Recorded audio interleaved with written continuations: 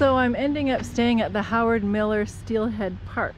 I just randomly came across this park driving along, and it's $20 a night, so I think I'll like it. Let's take a little walking tour. So they have a little historic setting here, so let's go read about it. Oh, this is cool. Salish craftsmen built canoes for river travel. With honor and thanksgiving, a canoe maker would choose and fell a large cedar tree. It would take many days to carve a river-worthy raft with a long, low profile curving up to flat shovel-nosed prow. Stone axes were used to shape outside curves, and narrow adze blades took rows of chips from the inside. Fire was used to char away wood and harden finished surfaces. Canoes like this one carried people and their possessions along the river. Canoemen provided early settlers with ferry, mail, and freight service. They used paddles to guide the gracefully shaped canoes downstream, while poles were used to maneuver upriver against the current and through swift, shallow waters. European settlers came to the Skagit in the late 1800s for the richness of the soil and the abundance of natural resources. Tom Porter was one of those settlers. After filing a timber claim 2 miles upriver from here, he felled 2 large cedar trees by hand with his friend Bob Kerr and built this cabin on his claim. The cabin was built without nails or pegs, using a special notch called a double dovetail to secure the corners. It was insulated with moss, clay, and paper, and heated with a wood-fired cook stove. Homestead life was filled with a connection to the land. Food came from gardening, raising livestock, hunting wild game, fishing, and foraging. Tom Porter married Mima Kerr in 1891.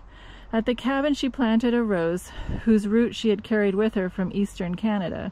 The rose stood by in times of joy, tragedy, and hardship. 6 Porter children were born in this cabin.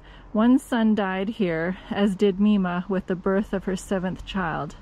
A flood in 1897 forced the Porters and their neighbors to spend 3 days in the loft as the river flowed through the lower level. The house survived and the rose bush endured. After Tom's death, Alvin and Sarah Harris acquired the Porter homestead, breathing a new family's life into the land. After living within the hand-hewn walls for many years, the Harris family donated the cabin and rose, which were moved here to the county park in 1967. In 1903, the first Rockport ferry began crossing the Skagit River to link the emerging town with homesteads on the other side. That simple ferry was made by attaching ropes from either end of a dugout canoe to pulleys that pulled along an overhead cable. Eventually, this was replaced by the steel ferry seen here that could carry several cars or a mid-size loaded truck. This unique watercraft, called a reaction or gravity ferry, was attached by a bridle cable to a traveler hung on an overhanging cable and secured to a tree on both shores. By winding the bridle cable with a hand crank and releasing line through rear pulleys, the ferryman could angle into the river current and control the boat's speed.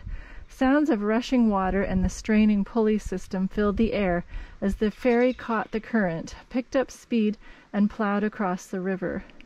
By 1946, hand cranks were replaced by engines. In 1961, the opening of the bridge to traffic ended an era that once saw 18 current-powered ferries in operation on the Skagit River. That's a pretty cute setup. I wouldn't mind that. It's got a little playground.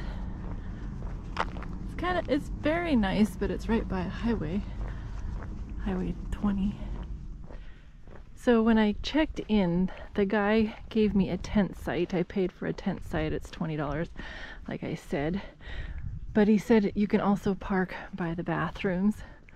So that is what I'm choosing to do, because the tent site looks really sketchy. So thankfully I can park here. This is a really nice eating area. Nice pavilion. And the best part is that I was able to charge my electronics. So yay, score. There's a nice little nature trail at this campground, so let's see where it takes us. Love these trees. Can you imagine in the autumn what it would be like in here? Well, this is a pretty setting. Wow, the Skagit River is really flowing.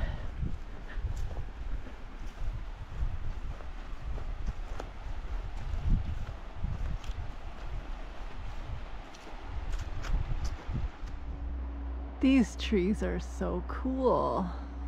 I wonder what they are. Are they a cottonwood maybe? Another neat one. Love the moss. This is a really special corridor. Used to be an old railroad bed. That's such a pretty picture with that pond and these trees. Oh, a cute little bridge for us.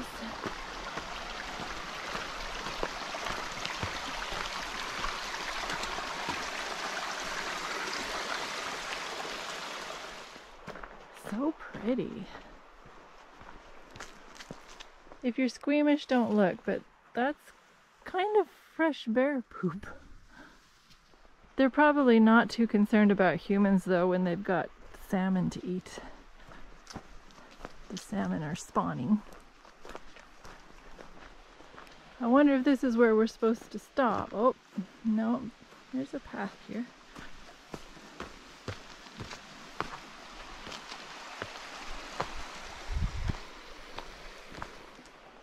Okay, I'm gonna call this the end of the trail.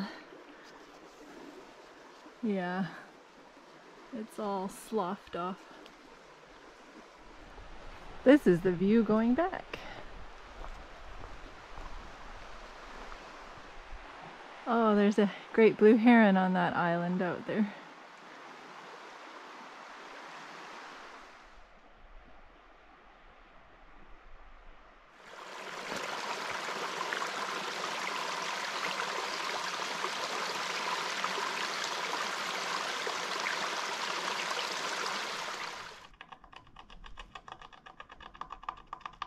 Why does he like that wood when there's lots of other woods?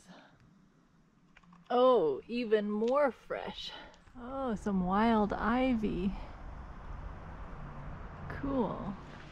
And now back at the campground, but look at those huge pieces of wood that were sawed. Oh, the woodshed. Massive. It must be cedar, eh? Yeah. So I'll take you down by the Skagit River now. Salmon are running. Let's see if we can. Oh, did you see one jump? Oh, this is so fun. And there's a bunch of fishermen. I read where this area has the most concentration of bald eagles on the continent in the winter time. So this is the place to come if you love bald eagles. They feast on the fish.